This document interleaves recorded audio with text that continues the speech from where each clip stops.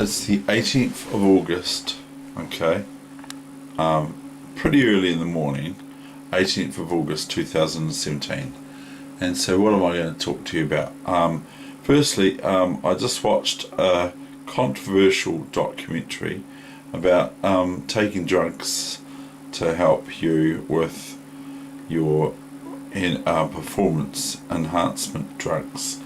Now, I don't completely agree with doing that sort of thing, but it's like if I'm playing someone on the internet, okay, real quickly, if I'm playing someone on the internet and they've got their computer running, now I might have my computer running too, they've obviously got their computer running, but in aid of their game, that they are watching what the computer thinks they should play at this point in time and all that sort of thing. Now, that might be happening, or else I might just be playing really, really good players. But anyway, I prefer to just play the person, so that when I actually meet my friends and all that sort of thing, I know that there's no things hanging out of their ears, or they haven't got a USB stick stuck in their ear to go transmitting moves to them into their brain and telling them what to do. But I mean, like, it's an interesting thing that if other people take energy drugs to impact upon your performance levels in your given sport, does that mean it's okay? Or and so on, and to hide it, is that okay too? But anyway, I'm going to bring you this is going to be a bonus session for the 18th of August 2017, the Friday. I'm going to bring you this very, very cool thing I read in this book here a long time ago. This is the Chessplayers Bedside Book, okay? And I'm actually going to show you a few photos as well. So, but I'm going to show you a game which was played by Marshall as white against I can't even pronounce the name, I'm sorry, my eyes can't read that. It's some I'll have to put, where's my reading glasses aren't here. Okay, so anyway, I'm going to show you this, what they call on page, what page is that? 68. They said this was a sad tale, and it's headed up by Frank Marshall. Okay, so I'm going to show you the game that they said was a sad tale back then. When I got this book, I was probably about 13 years old, 14, 12, probably 12 years old, 13 years old. I bought it a long time ago. I've also got this book here, which is the Bats for Chess Yearbook. Okay, now I bought that in 1974, 1975, maybe 1975, edited by Kevin O'Connell, and this is the Bats for Chess Yearbook, and that's obviously Anatoly Karpov. Okay, and then there's the player I met in Australia, Anthony Miles, or Tony Miles from England, and look at the length of his hair. And then there's Walter Brown from America, USA champion, and some other players too. And so anyway, I'm going to show you some things out of that book at another period of time. I'm just going to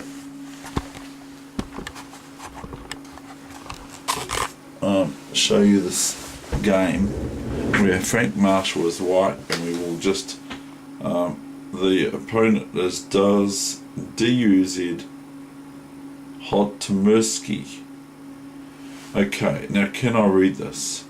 18 years earlier in 1911, Carlsbad was the scene of another major international chess tournament.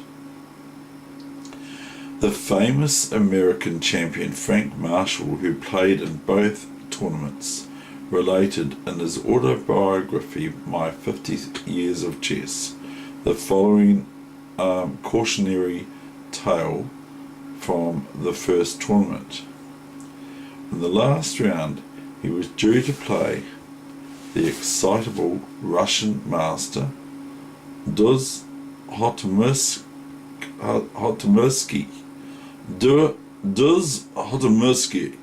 who had already defeated Lasker and Rubinstein, the tournament winners.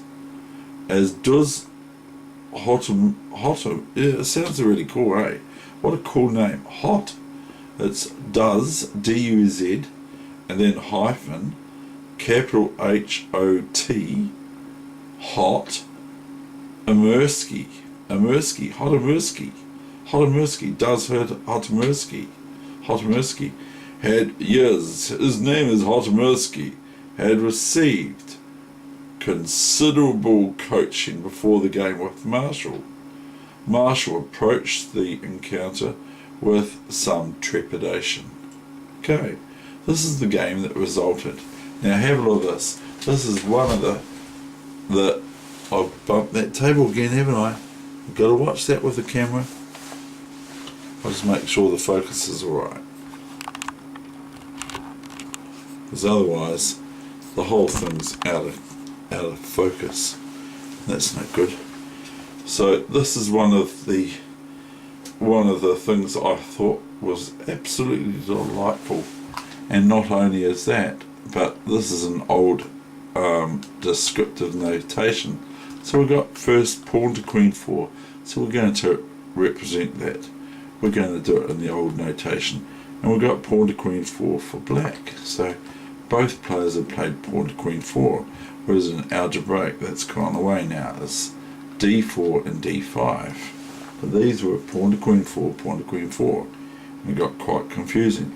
Pawn to pawn to queen's bishop 4. And then came pawn to king 3. So it's e3, e6 as we now know it. And then we have got knight to king's bishop 3. And pawn takes pawn. And then we have pawn to king 3. And then we have a6, or pawn to queen rook 3. And here comes Frank Marshall plays knight to king 5. Looks like my sort of move, doesn't it? Not my sort of move, but it looks like Frank Marshall's sort of move. Knight to king 5, and now came knight to queen 2. Knight takes knight. How surprising. He's helping black with their development. And back came, and this says knight takes knight, a poor move which only develops black's game. That's exactly what I just said. Simply knight takes queen's pawn instead was in order, was correct. But here white's actually aiding black in developing something, not their king, because that's the king doesn't actually develop, but it's either the bishop or the queen. And from memory I thought it was the bishop. That's correct. So we got bishop takes knight, and then we got bishop takes this pawn. It's the only pawn that can be captured by a white bishop is this. So it doesn't say if both pawns could, if there were two pawns that the bishop could take, the black's good bishop could take as well, then it would say king's bishop takes pawn. Now we can take two pawns, then we'll describe which actual one, and even go to the extent of telling you what knight is from the queen side and what knight is from the king side. And sometimes it would say king's bishop takes pawn. Not in this case, that's what would happen if both bishops could take a pawn. And some people would just write back then in the 70s and 80s, king's bishop takes pawn in this case. Then we have bishop to bishop 3. Now this looks a bit odd, because one, black's already moved this piece and they've now moved it again, but that's what they did. Now came castles. Now watch the next sort of move from black, the very optimistic move about just going all for it. Black actually plays bishop to queen 3. And it's really, really sort of like kind of in your face tactics, or he's just sort of like eyeing up White's king with these two bishops poking down at White's king. So anyway, here comes Marshall. He plays knight to bishop 3, and then we have the next move that's really is in White's face. The next move that was played was queen to rook 5. Black has developed with great rapidity. Okay, black has developed really quickly. Now, black's threatening 2 or 3 checkmates. There's one here, which is bishop takes pawn, and note that if white goes here, then black can start attacking this square on here with the bishop on the long diagonal. So white's got to be sensible, can't be silly. And so white's being threatened by bishop takes pawn is the long way, and bishop back here after king moves to h1, or to rook 1 in this case. So bishop takes rook pawn, check, king to rook 1, yeah, and then just bishop here, or bishop here, or bishop here, or bishop here, and then king, it's check with the queen, and then the king moves here, and then queen h2 checkmate. Or they could repeat it a couple of times, but they don't. So anyway, we've got queen h5, h4, or we've got queen to rook 5. So Marshall responded with pawn to bishop 4, and that's the only pawn that can move to bishop 4 for white. So it just says pawn to bishop 4. Now comes knight to bishop 3.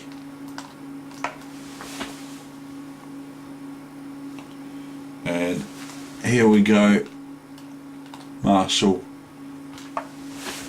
plays bishop to queen 2. Now look at this. Knight to knight 5, threatening queen takes pawn, checkmate. So that's a big threat for white to look out for. So what does white play? Already giving signs of suffering from a hallucination. Knight to king 5 instead. Knight here was a good continuation. Anyway, they've sort of said something about an hallucination. Pawn to king's rook 3. And now came the very, very interesting move here. Queen g3. Now look at this. Black is threatening queen h2 checkmate. Okay? Which is pretty hard to meet, isn't it? And black's also threatening queen takes pawn checkmate, which is defended by the bishop on c6. My opponent, writes Frank Marshall, made this move correctly, jumped up from his chair and went into the next room where most of the players were gathered. In his broken English Russian, he would have said, "Poor Marshall dead, yes, I have beaten Frank J. Marshall." Or Frank Marshall. "I have beaten the man. He is lost. He should resign. He is totally lost. I threaten. Queen takes pawn, jack. Mate. I threaten. Queen h2 mate. It's finished. The game is over." So poor Marshall dead is what does the hot Hotomuski, he said this. He said in his broken English, "Poor Marshall dead. What a skite." Okay, and this was before there were any computers. The players ran in and clustered round the table of Frank Marshall and his opponent, the Russian opponent. And Marshall then writes, "I looked at the position and saw that he threatened mate in two ways, either with queen takes knight pawn, checkmate, or queen to rook 7 checkmate. Very threatening. But the solution was simple enough. I just played," what did Marshall play? Chomp. Now look, the queen indirectly defends the pawn on g2, and it also threatens the queen on g3. So if the queen takes here, then white just simply wins another piece by queen takes queen. And there's no more knight on g4 or on king's knight 5 anymore for black to be able to play queen h2. My opponent, he says, Frank Marshall then writes after queen takes knight, "My opponent returned to the board and looked at what I had done. He threw over the pieces and in a loud voice exclaimed, 'Oh, oh, Marshall not dead, I did. Marshall not dead, I did. Marshall dead, no, I did. Yes, I am dead. Marshall wins. Champion. He is champion chess player." And he was. So my entire life, he writes, Frank Marshall, my entire life has been devoted to the game. I've been playing it for 54 years. I started when I was 10 years old, and I'm still going strong. I don't believe a day has gone by that I have not played at least one game of chess, and I still enjoy it as much as ever. Such is the fascination of this royal game, with its endless variety and limitless possibilities. Frank James Marshall, 1878 to 1945, my 50 years of chess, 1942. Now,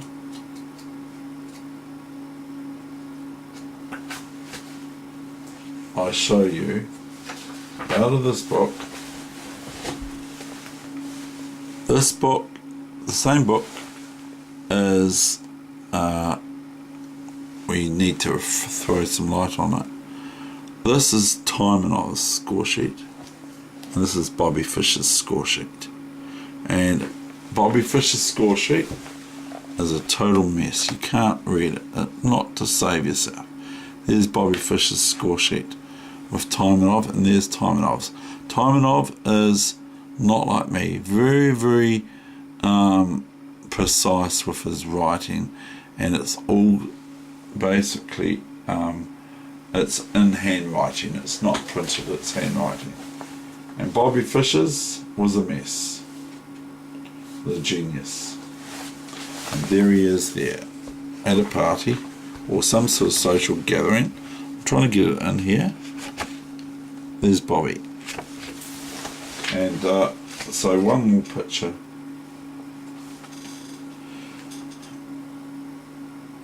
There's one great player. There is, I'm not getting him in. There he is, Aaron Nimzovich.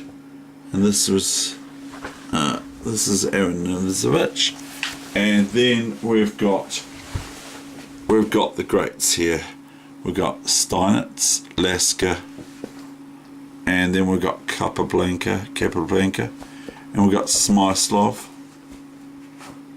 next, and then we've got Mikhail Tal, and we've got Petrosian, and we've got Alekine, and Max Server, and Botvinnik, and we've got Spassky, and then we've got Fisher, and then last in this book was Anatoly Karpov. So that's this book was written, Chessplayers Bedside Book was written and edited by Raymond Edwards and Raymond Keane. Okay, and I've had this for a very long time, and that's the end of this wee special session, or it might be the session for the day, I'm not sure. Thank you.